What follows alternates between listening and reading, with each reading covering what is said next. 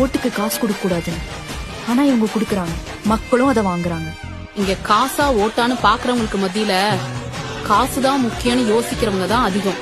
அதையே அரசியல்வாதிங்க அவங்களுக்கு அட்வான்டேஜா யூஸ் பண்ணிக்கிறாங்க.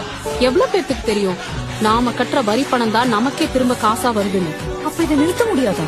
குடுக்கறவங்க நிறுத்தினாதான் வாங்குறவங்களும் நிறுத்த முடியும். அப்ப என்ன மாதிரி நிறுத்த நினைக்கிறவங்களா அரசியல் கன்ஃபிட்டா? எப்ப ஒருத்தன் தானும் தான் குடும்பம் மட்டும் நல்லா இருக்கணும்னு யோசிக்காம வெளியில இருக்கிற மக்களும் நல்லா இருக்கணும்னு யோசிக்கிறானோ அப்பவே அவன் தலைவன் ஆயிட்டான். நீ தலைவி ஆயிட்ட. உனக்கு அரசியல் வராதுன்னு யாருடி சொன்னா? இங்க எல்லாமே அரசியல் தான். போ முறையா கத்துக்கோ.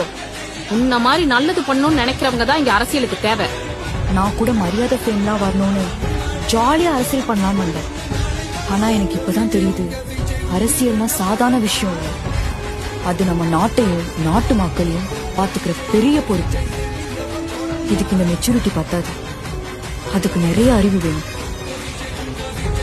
சரிமா, அப்ப இப்பவே நான் ஒரு கட்சியில போய் ஜாயின் பண்றேன். அரசியல்லாம் என்னன்னு கத்துக்கிறேன். சரி, எந்த கட்சியில சேர போற? கான்பிடென்டா இருமா, நல்ல கட்சியில தான் சேருவேன்.